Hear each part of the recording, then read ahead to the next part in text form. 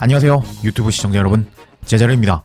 한국의 월드클래스 수비수 김민재 선수의 경기가 있었습니다. 바로 바이에른 뮌헨과 장 파울리의 경기였습니다. 경기가 시작되기 전에 배당만 살펴봐도 뮌헨의 승리 배당이 1.14 배당, 그리고 장 파울리의 승리 배당이 17배당이 나오면서 이번 경기는 무조건 뮌헨이 못 이기면 바보가 되는 경기였다 라고 할 수가 있었습니다. 근데 이번 경기 약간 부담감이 있는 뮌헨이라고 할 수가 있었는데, 뮌헨은 현재 1위에 랭크되고 있었는데 오늘 새벽에 있었던 레버쿠젠이 경기에서 승리하면서 승점 차이가 3점밖에 나지 않는 상황입니다. 그에 반해서 장 파울리는 일단 강등권 언저리에 위치하고 있는 팀이었는데 그래도 그렇기 때문에 더 방심할 수가 없었습니다. 왜냐? 미친듯이 뛸 테니까요. 강등 당하면 안 되니까. 이런 상황에서 뮌헨은 이번 시즌에 장 파울리 원정 가서 이제 무시알라의 골로 1대0으로 승리한 적이 있었습니다. 그때 당시에는 김민재, 우파메카노의 센터백 라인이었는데 이번 경기는 정말 큰일 났다고 할 수 있겠습니다. 일단 김민재 선수의 센터백 동료 우파메카노가 부상으로 6월달에나 복귀가 가능하면서 시즌이 아웃되어 버렸고, 그리고 알퐁소 데이비스 역시 십자인대 부상으로 12월달에나 돌아오게 되는 상황이었습니다. 이런 상황에서 김민재 선수도 부상에서 복귀했다고 뮌헨 홈페이지에 영상이 올라왔는데, 이번 경기 부상에서 막 복귀한 김민재 선수를 무리하게 기용하면서 뮌헨이 이번 경기 승리할 수 있을지 기대가 되는 경기였습니다. 이런 상황에서 뮌헨의 라인업이 공개가 되었는데, 뮌헨은 우르비 키퍼, 게레이로, 다이어, 김민재, 라이머, 포백, 김미희, 고레츠카, 사네, 무시알라, 올리세, 케인의 4-2-3-1로 나왔는데, 일단 김민재 선수와 함께 나온 다이어가 오늘 경기 얼마나 잘해줄지가 관건이라고 할 수 있었습니다. 그리고 시작된 전반전, 김민재 선수가 이렇게 올라와서 공격하는 모습을 보여주고 있었고, 최후방에는 다이어가 최후방을 지키는 모습을 보여주었습니다. 아무래도 다이어가 스피드가 느리다 보니까 최후방에 남겨놓고 김민재를 전진시키는 뮌헨이었다라고 할 수 있었습니다. 그리고 다음 장면을 보면 일단 장크 파울리 선수들이 전원 수비를 하는 모습이 포착이 되면서 초반부터 역시 바이에른 뮌헨 축구는 재미없게 흘러가고 있었습니다. 그리고 다음 장면 7분, 다이어가 최후방에서 김민재 선수의 패스를 받는 장면이 포착이 되었는데, 일단 다이어는 조금 불안한 모습을 보여주고 있었다라는 느낌이 들었습니다.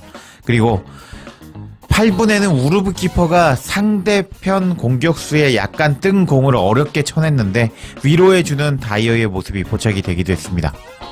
그리고 10분, 다이어는 이렇게 최후방에 있으면서 앞으로 올라와서 이제 상대가 공을 잡는 것을 끊어내는 모습을 보여주고 있었는데, 오랜만에 기회를 잡아서 그럴까요?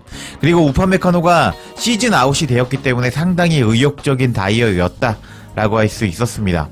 그리고 16분, 무시알라의 엄청난 활약으로 바이에른 뮌헨의 골이 나오고 말았습니다. 무시알라가 상대 선수의 공을 끊어내고 이렇게 전진하는 모습이 포착이 되었는데, 그러면서 빠른 역습이 시작이 되었고, 올리세가 패스를 준 것을 케인이 맛있게 받아 먹으면서 전반 16분 만에 1대0으로 앞서가는 뮌헨이었다라고 할 수 있었습니다.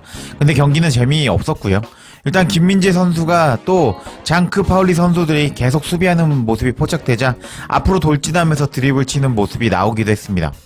그리고 27분, 뮌헨은 결국 실점을 당하고 말았습니다. 장크 파울리 선수가 여기서 크로스를 올린 것이 김민재 선수를 통과하였고, 그리고 지금 다이어가 뒤에서 선수를 놓쳐버리면서 요 선수를 놓쳐버렸는데요.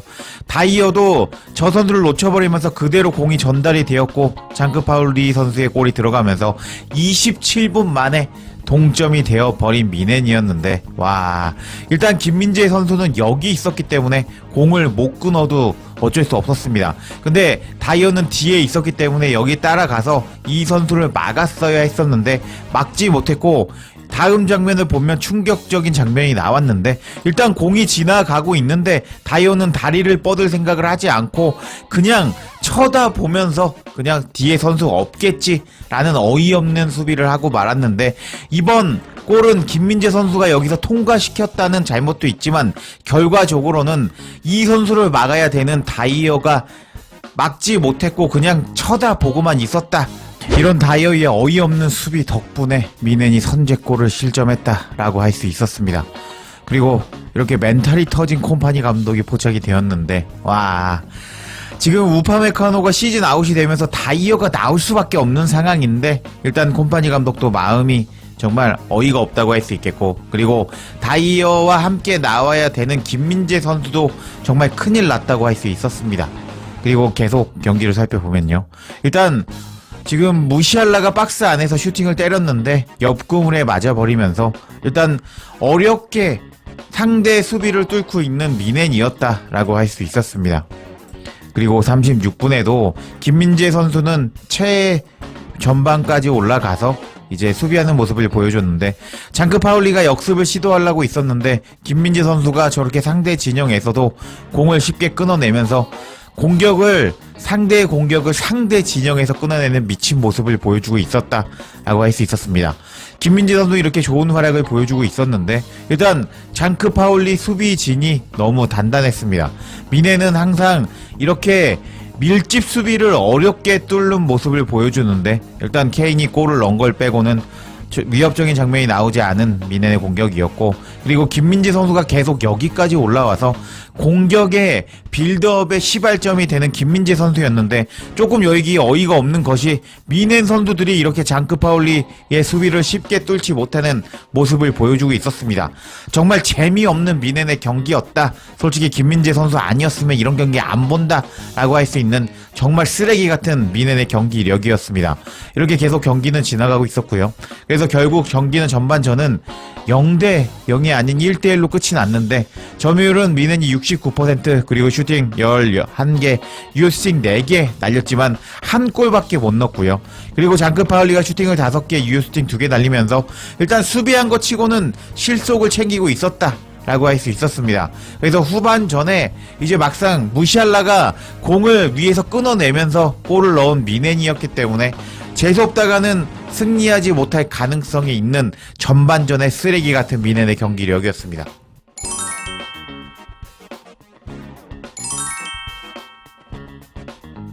그렇게 전반전에 다이어가 상대 공격수를 쳐다보기만 하면서 골을 실점하자 미넨 팬들은 다양한 반응을 보여주면서 분노를 터뜨렸습니다. 다이어 여기서 자고 있습니다. 게레이로도 등을 돌렸는데요, 우리 수비진은 아마추어처럼 바지를 벗어버렸습니다 라면서 비난하는 팬도 있었고, 우파메카노가 얼마나 그리운지 설명할 수가 없네요. 다이어는 자고 있는 것 같습니다. 다이어는 방금 공이 지나가는 것을 보기만 하고 있었습니다. 뭐 하는 거냐고, What the fuck, 다이어 뭐 하냐고 등등 다양한 반응을 보이면서 다이어를 욕하는 미넨 현지 팬들이었습니다. 그리고 53분, 올리세의 도움을 받은 사네가 골을 밀어 넣으면서 다시 앞서가는 미넨이었는데, 다이어 때문에 날릴 뻔했던 승점을 다시 복구시킨 미넨이었습니다. 그리고 케인의 패스를 받은 사네의 추가골이 들어가면서 70분 3대1이 되었고, 사실상 이 시점 경기는 끝났다고 할 수 있었습니다.